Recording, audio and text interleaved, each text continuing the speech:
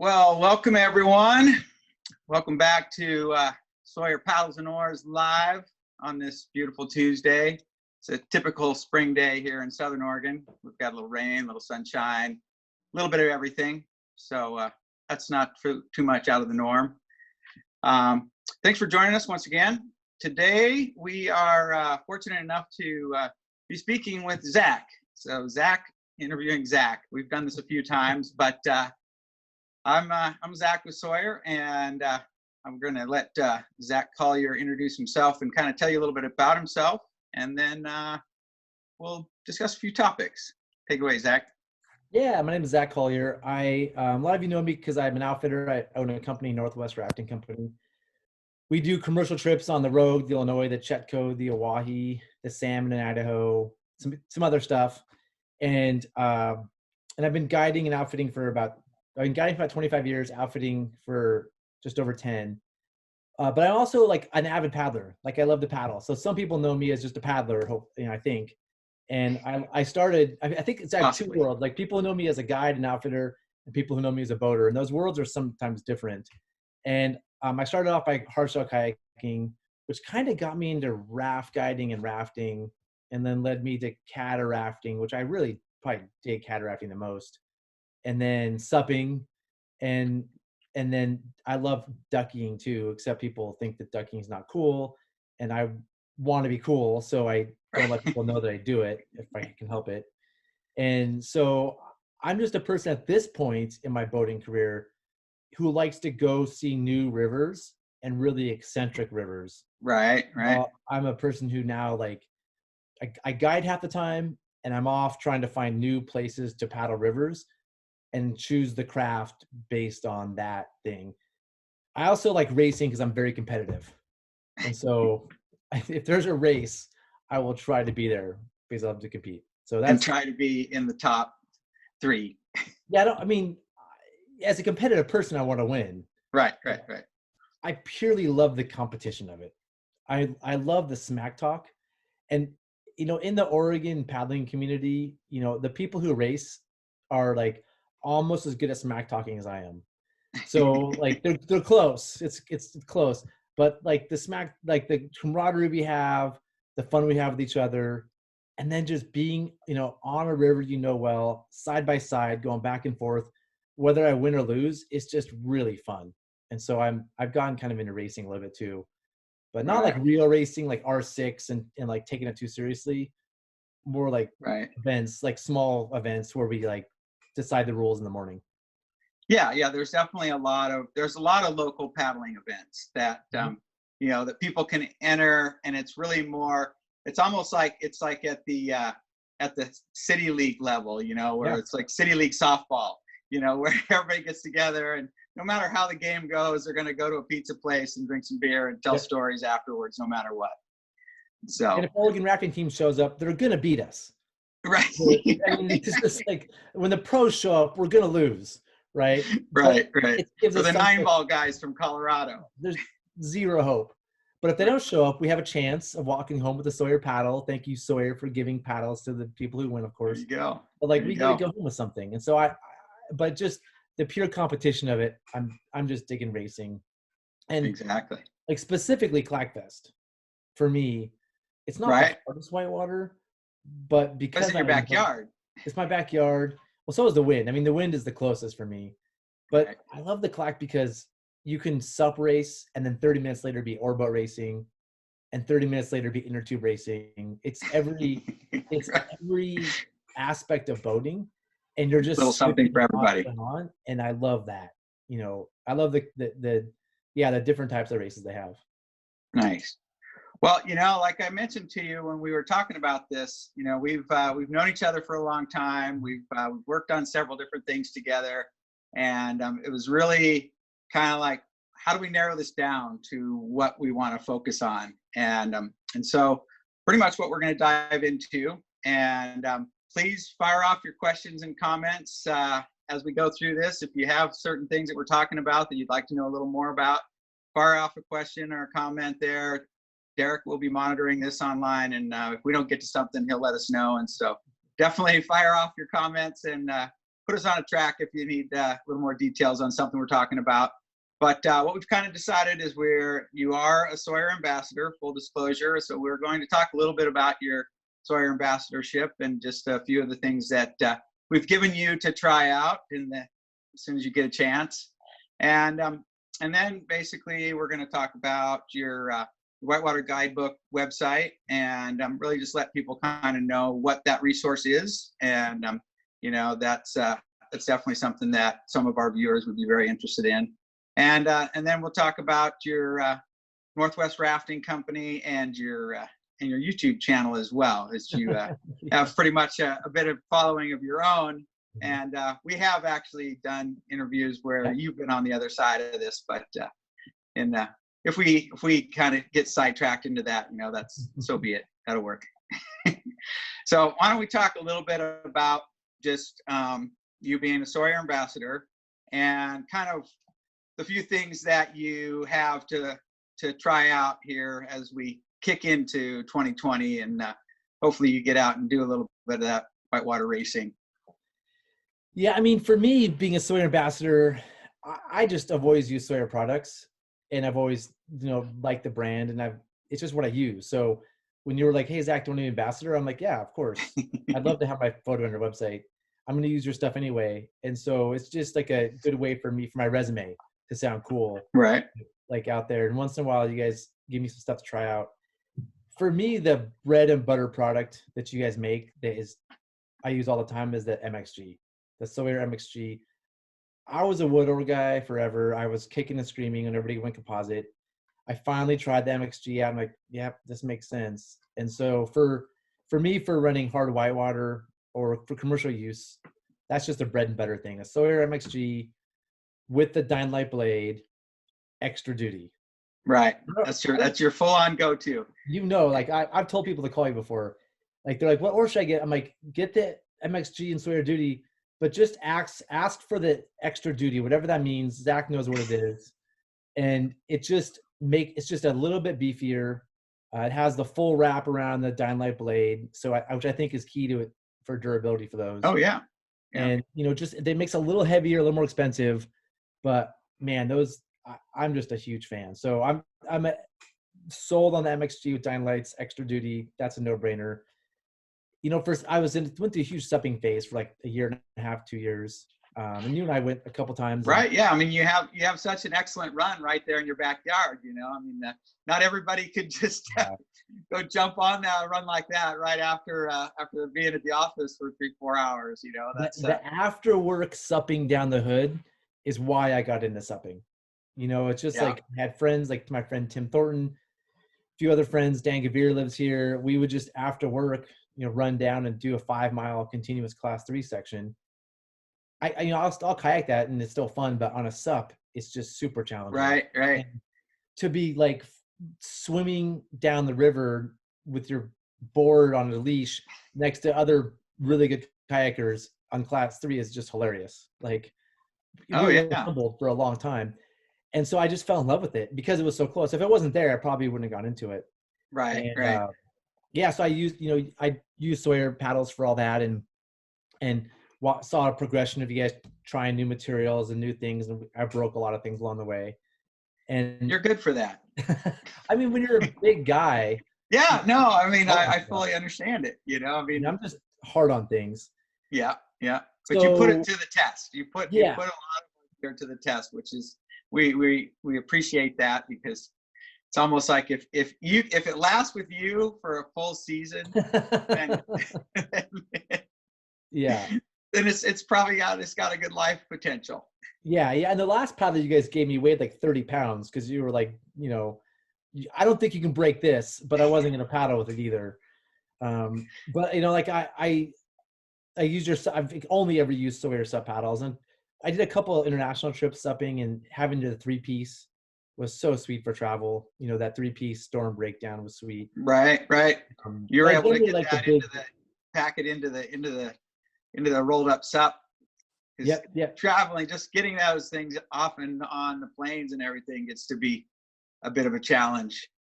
So just getting it to where it really packs down good is key.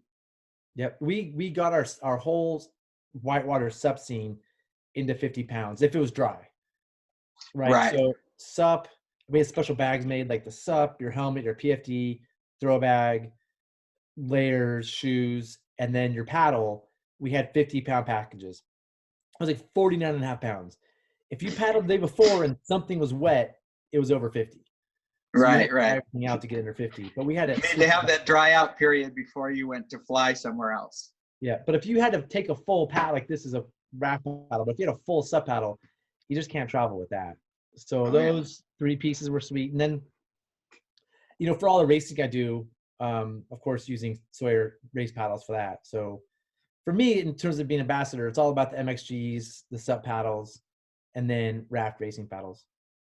And then this Right. bad boy, this is the free fall. Free fall. Yeah. Yep. Free fall We're XP. go take out here when we can go paddling for harder rivers. Yeah. Yeah, absolutely. And, I mean, part of the, the ambassadorships, we get approached by people all the time. Like, hey, I'm as cool as Zach. I want to be an ambassador. And, There's tons of people are. really the fact that, you are so broadly networked in everything you do, and it's like, you're not just an outfitter, you're not just a sup paddler that I just run this little stretch of river all the time and I'm the best guy there ever. It's like you have such, every one of our ambassadors is what we look for, is just really having more of that broad representation as somebody in the industry. And you definitely possess that, with whitewater guiding, kayaking, sup, I mean, we could probably even get you into a canoe if there was canoe water nearby. Yeah, I mean, I could be a huge canoeist, actually. I can see getting into that too. Right, absolutely. If there was whitewater ambassadorships that are interesting, just on that side, like there's companies that I am like, I should be an ambassador for them, and I've convinced myself that this company will not survive unless I'm an ambassador for them. And then I contact them, and they're like, no, we're good. We have cooler people. and I realize, like, it really is, a lot of it's about connections, and your social media game. I think. Like, I feel like Hyperlight's a company I really respect. I love their stuff. And I would, just for my own ego, I'd love to be on their website because I think I'm doing cool stuff. So I approached them and they're like, no, you're not that cool. Then I go read the people on the website and you look, they're really diverse, amazing people that are doing way more cool stuff than I am. So I was like, yeah, that makes sense. Yeah.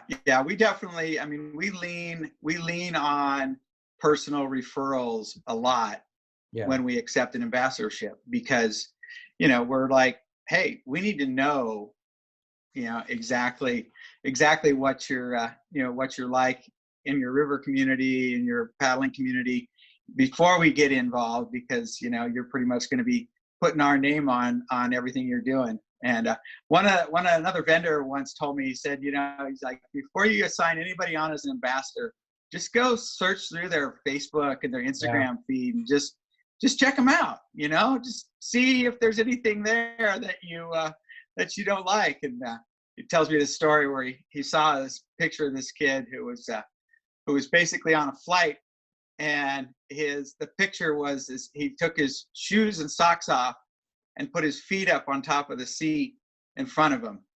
And he was like, that's all I needed to see. Wow. That person will never be an ambassador for us. And I've never forgot that. I was like, oh, it's a good tip. So I typically dive into that. It's for employment, Right. Exactly. We have there's so many detective tools out there now to our exposure that we can definitely find a lot out about a person. It's sort of unfortunate and creepy, but it's certainly nice to know when you're going to hire somebody, right, how they act in the real world. It's reality. So, yeah. Well, excellent, Zach. Let's move on and talk a little bit about your guidebook website project. I mean, I've spent a little time on it, obviously, because we're listed on there and we support it. And it has a lot of rivers that we're familiar with. But let folks know kind of what it is, and Shishka can maybe pop that up, and you can talk a little bit about just what the site is and what kind of brought you to it. Yeah, I started this when I was paddling. I started boating in California. And so this is the homepage. It's the blog. And I started boating in California, and hold on, my phone's doing something weird. Am I still on the thing right now? Sorry. You're live. You're Okay, still cool. there. So when I was in California, I had a different website called CaliRiver.com. And I wrote a lot of descriptions of rivers in California, mainly because people asked me for beta and for rivers that weren't normally in the books or whatever. And so I started just posting some in California. And then I moved to Oregon, and I started adding descriptions on Oregon websites, on Oregon rivers. And I thought, well, that's a weird name, Cali River, for include Oregon. So we started doing some international things. And so I all of a sudden just thought, let's come up with a new name for this. And Why Would a Guidebook existed. And, at first it was literally just to answer questions. People call me all the time, like, what flow do you recommend for the left fork of the raging river? And I'm like, oh, man, I don't remember. That was like 10 years ago. Right. So now I can just think, oh, I have it on my website, and I can go look at it and tell them the answer. Or I can just say, you can just Google left fork of the raging river, and I have it right up there. And so it's kind of a way for me to keep track of information for rivers I've done to share with other people. And then it's kind of grown. Like, I have friends that have done certain runs they want to share. And so I have friends who've come on and done descriptions and shared their own. And then we turn the homepage into a blog. So we have articles once in a while. Like, if there's something, a good example is right now, it's a good thing to know how to make a hand wash. Right. Exactly. I saw the Gear Garage episode on the hand wash. We did a blog post about it. Yeah, there's the California page. It has a lot of Smith River stuff on the California page. I've spent a lot of time on the Smith, so I've done a lot on that. But the hand wash station, they're expensive to buy. They're like $120. A lot of boaters might just have like a jug where you twist a thing and do your hands underneath it. That's not very sanitary. So I thought, in this environment, we might as well share what we do for hand washes with the world. And so it's just a way for me to share information easily with people. And we've gotten some, you can see the ads. So we get a little bit of money. We get $2 a day to the ads, which are great. And then, Sawyer, you guys help us out every year. And so it helps just keep it going. And the one thing I've done recently is, right now our guides can't be guiding. Right. There's just nothing for them to guide. But we've received that federal program, the PPP, the Payment Protection Program. Gotcha. Which allows you to keep guides employed, or employees employed with companies. And so because we don't have guide work, I've been able to hire our guides to go write new river descriptions, write new posts. Oh, I got you. So they're generating some content for the various things. And so I can provide them work to do in the boating world. And so right now we're just really going crazy on like really adding information to the site. Like there's a run I haven't done, but one of my guides has done. They'll do the write-up for it.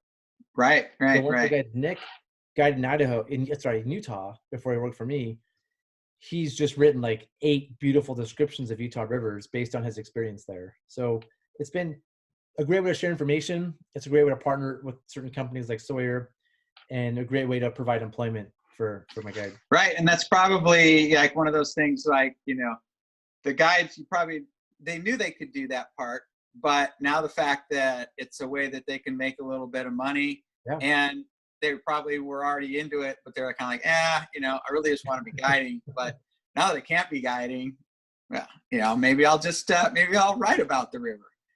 And I remember they're excited about it, I think. And when we were talking a little bit on the Gear Garage, you were telling me how you're really more excited about doing videos, but you used to do a lot of blogging yourself, where you were just, writing posts and blogging constantly. But it's probably nice to be able to kind of delegate that a little bit.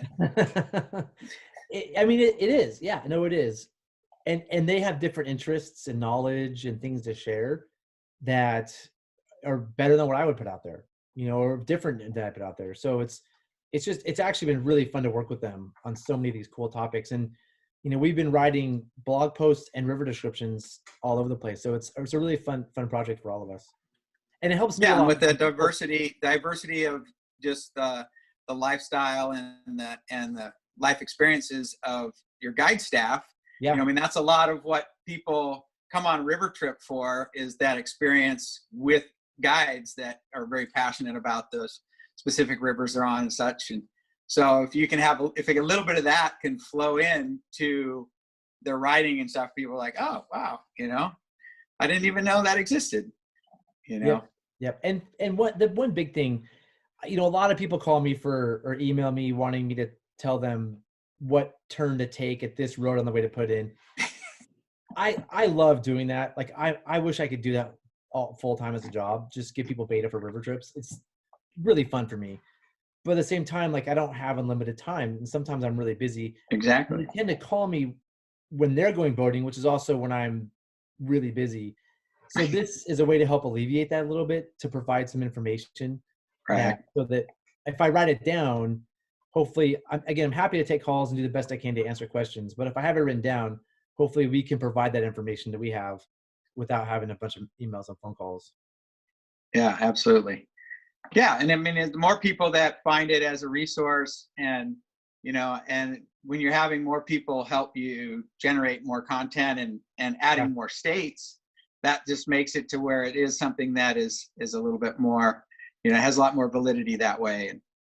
And who knows, in this period of time when people are, they have a lot of extra time on their hands. They're still figuring on that river trip, but it's far enough away that they're like, well, I was planning on just taking 3 or 4 warm-up trips before I got to do that trip. Yeah. Now I'm probably just going to have to research it a little bit more before I get to go on that trip. Well, what's also interesting to me is I come from the guidebook era. I had the Holbeck and Stanley book in California in my truck at all times. It was like mandatory to be there, and we lived off, that was the Bible, right? Oh, yeah. So I'm used to a guidebook where there's like the gradient to put in the takeout and a funny story about when they went boating. And that book drove me to, paddle throughout California. And then around early 2000, it went to like online era websites like Creekin.net, which became CA Creeks, like Bill Tuttle's site. Booth.com in California had a bunch of descriptions, Oregon.net. And then more and more, it went to the online descriptions, which in a lot of ways are a lot better because they can be updated, right? Like if it's a book and you put it out, book on a website, if something changes, I can go change it. If I give better information, I can make it better. Or if somebody wants to leave some beta, they can leave a comment on that page. And so it actually is real-time information about it. And then what happened, maybe a year ago, I was paddling with some people and we were talking about this, and they were like, oh, what people do now is they watch YouTube videos. And I was like, people don't read pages anymore. They want to watch the YouTube description and watch people run all the rapids down the river.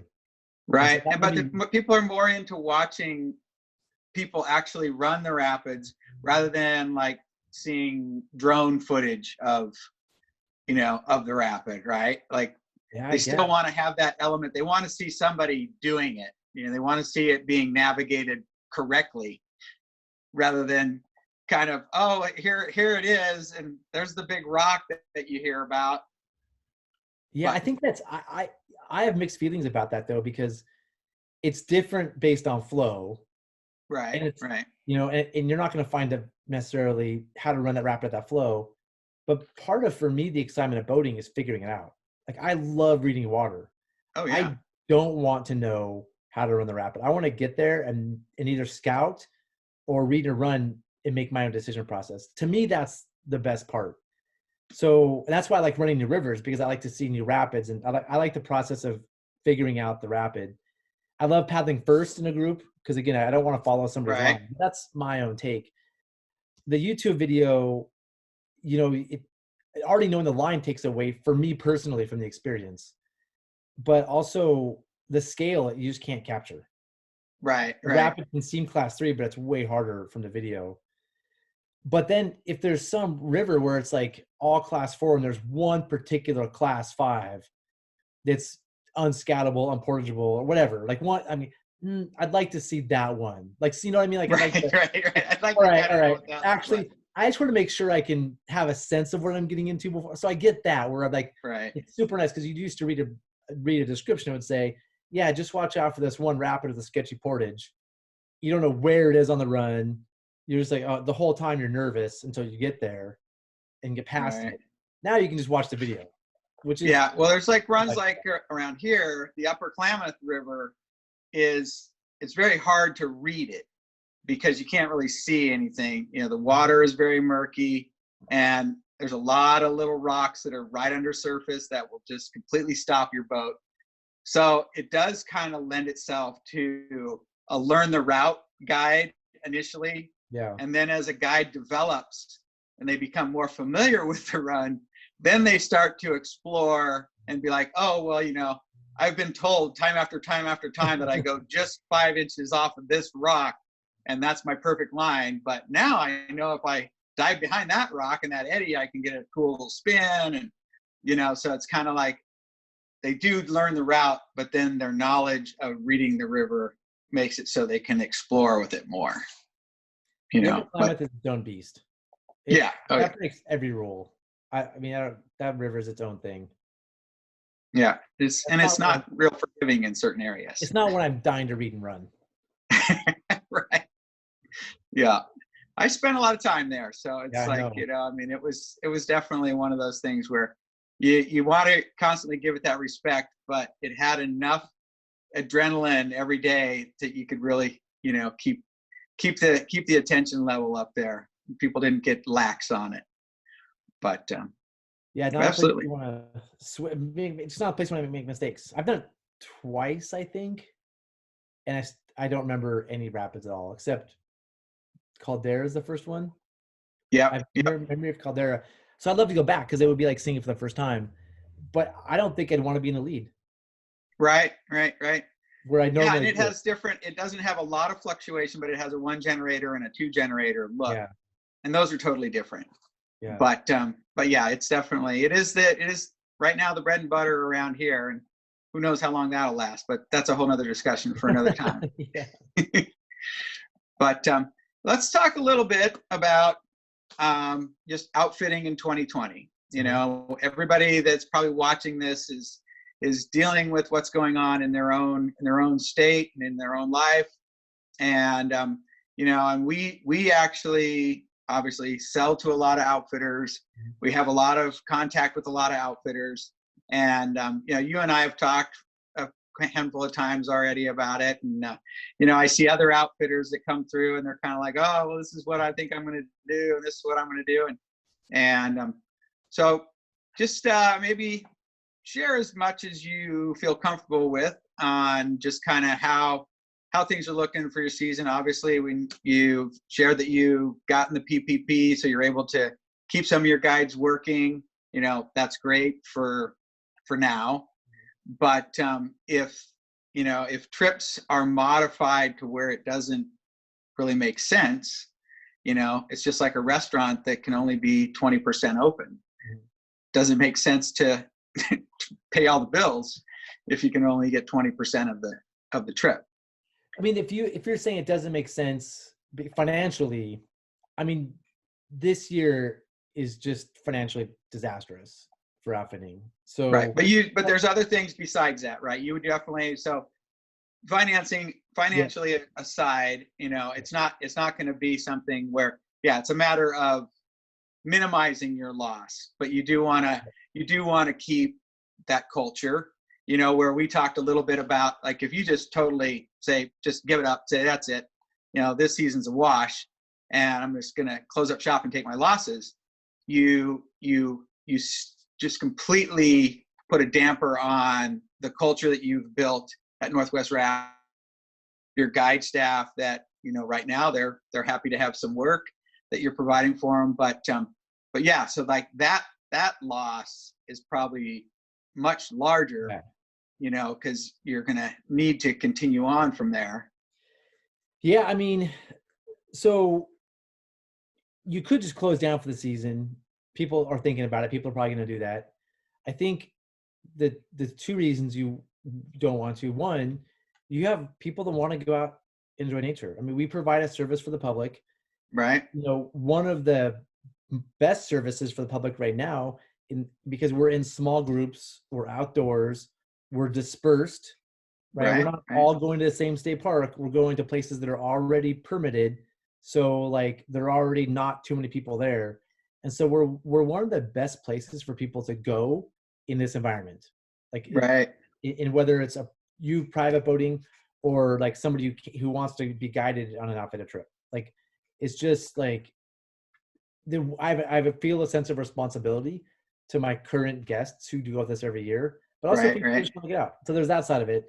Yeah, and it's also, you know, I mean, we've constantly in our posts and stuff, you know, tell people to adventure with who you live with. You know, I mean, like your family, you're already cross-contaminating with your entire family that's in your house. So perfect thing to go on a river trip with them. And I was just having this discussion with Brian from Oozle earlier today. It was like, yeah, family of 4. They stay together in that boat. You know, that's it. They're not gonna go across with anybody else.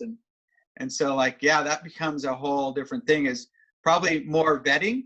That's how we do it. How we do it is a whole other issue. Right. But there's the why are we doing it, and then there's the how probably. Right. To finish up the why, you know, at least I know most companies are like mine.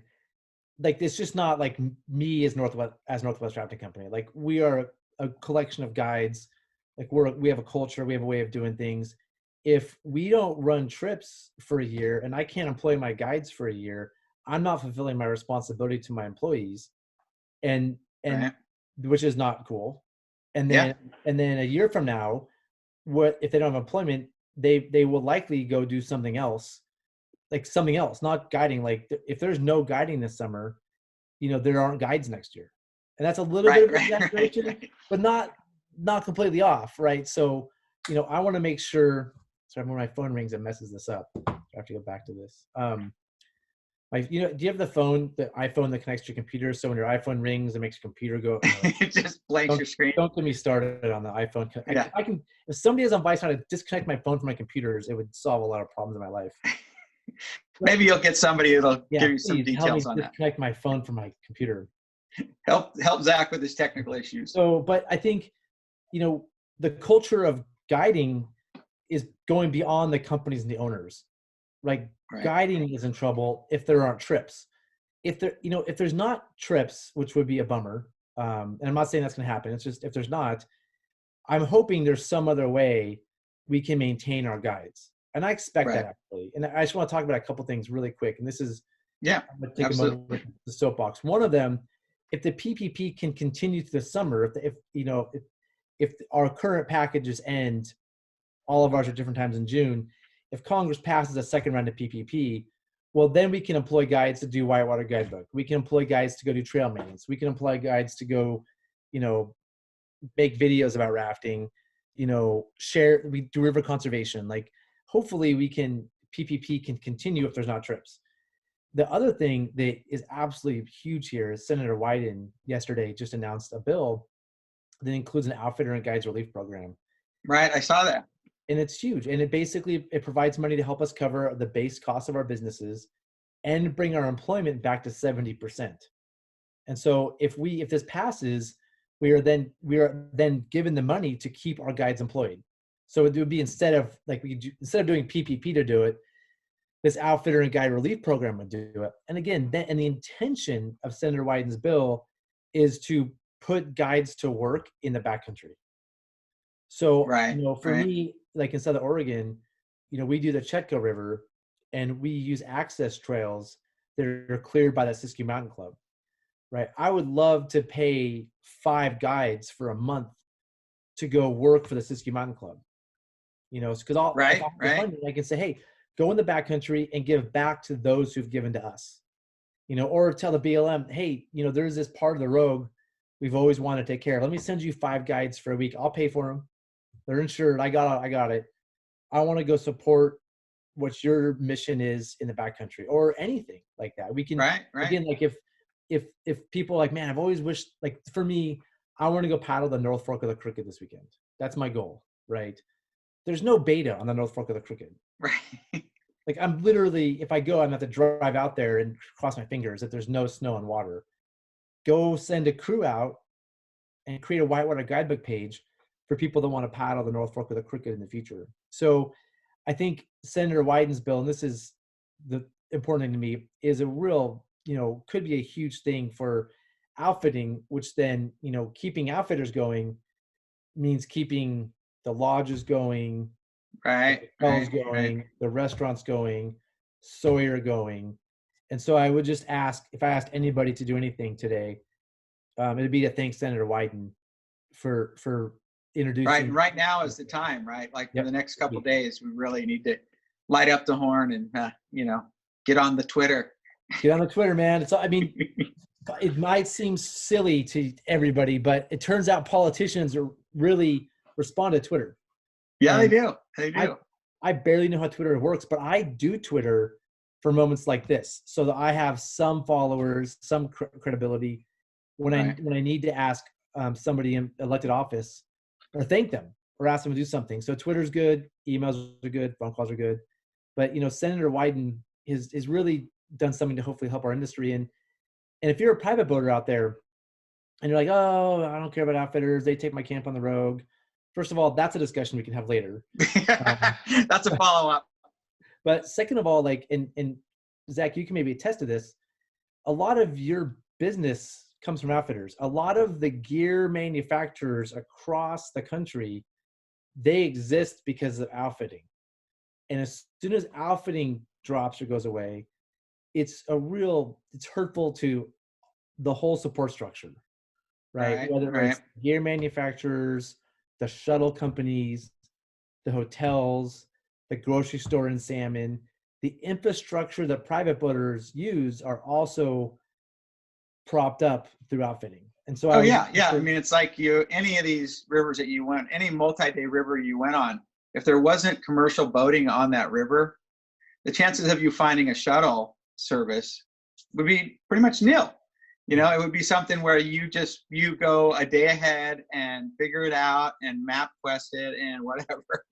And basically run it yourself, because there's not going to be that service there. There's not going to be, outfitting is, as much as recreational boaters do like to complain about certain things, but yes, outfitting keeps kind of things developing on rivers, and it's a constant little network that everybody can share. But outfitting kind of gives that consistency where it happens 7 days a week in a normal season.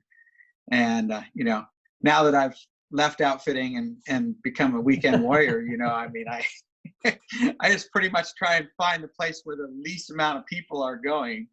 But I still love to be able to go down the Lower Rogue in the middle of the summertime, and I really enjoy the fact that it's still permit regulated, and it's like, if you do get that permit, then it's like, hey, it's not like you're really going to have to wrestle people for a campsite.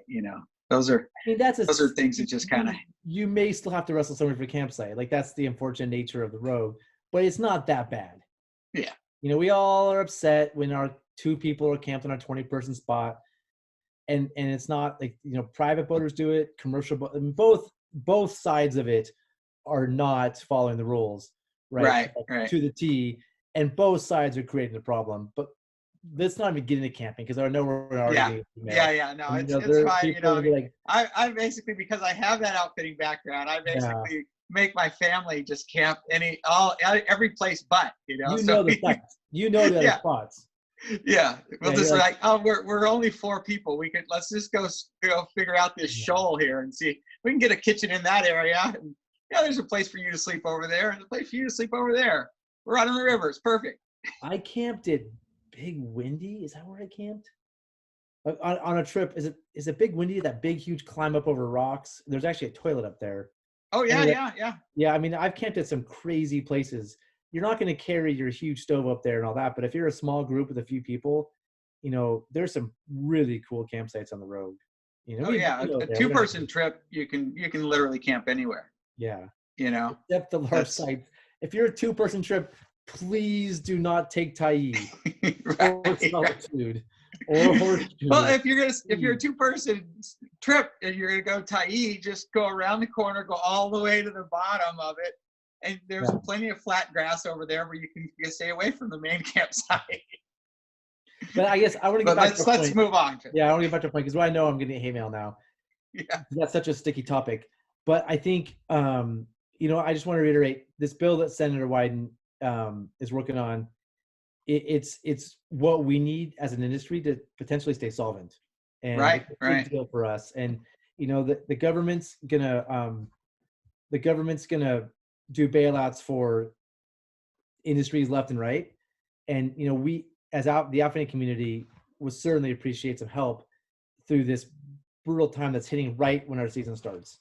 And Right, and right. like the effects of outfitting are far reaching in our economy. And so I would just make that case. So even if you're not a commercial boater, and you want to support, that kind of a bill, we'd appreciate it. If you're a guide, this is huge for you, right? Right, Because right. this basically guarantees your employment through the summer. And so, let's say you work on a river, like you work the Deschutes, you don't know what's going to happen. Or you Right. work the Arkansas and Colorado. You're like, I don't know, how are we going to run 50-person trips? Is that even possible? And what happens if there's an outbreak, in a small town and you have to close the town down and there's no outfitting? That can be a little nerve-wracking. And this bill would help provide jobs for guides who are out of work this summer. So For outfitting across the nation. Right. Nationwide. Yep. It's Yeah. outfitting guiding on federal public lands. Right. So, right. Somewhere like the South Fork of the American in California may not get funding because I think that's county. It's all in the county. I don't think it's federal land. So it's Right. because it's a federal bill. It's for federal public lands. Right. But yeah, and I mean, I know like we've talked with the Montana Guide Relief folks a bit, and every state is wrestling with their own problem in that sense. But especially states like Oregon and Montana, Idaho, Colorado, Wyoming, where tourism and recreational tourism is such a huge part of every little community around those states, that it's a big deal, and it's definitely something that it's great that they're trying to figure out how to address that. Definitely. I mean, it's every day is a new challenge. Yeah. But and I see this. I mean, we do trips in Bhutan, and in Bhutan, the number 2 industry is tourism. And Bhutan got one case. An American came to Bhutan with COVID and was tested and was positive. The first case was an American bringing it there. They shut down tourism completely. Bhutan's second biggest industry shut down 100%. And I have a lot of friends in the tourism industry over there, and they're struggling. It's rough. In that case, the king, though, the king of Bhutan is a wonderful man. And I could go on and on about how much people love him and the kingdom, and we won't, because that's not what this is about. But the king is going to take care of him. Right. But they have a king. The king can just take care of him. Right. We don't have we have a little different complexity in our system. Which it's good because, I mean, if you had a bad king, the bad king wouldn't take care of him, and he would go off and do an island with a bunch of wives. Right. So luckily we have accountability and we have debate, and that's what Senate and House are all about. And this bill that Senator Wyden proposed, it will see debate. It will get changed. It'll get, it's not perfect right now. It's going to get hashed over, and it's going to come out. Which is a good thing. Republicans and Democrats will look at it from different angles and twist it and turn it and make sure it's well done. So, by the time it's done, it's going to get done hastily. So again, it's not going to be perfect, but it will be better than what's written now, which is already really good. Gotcha.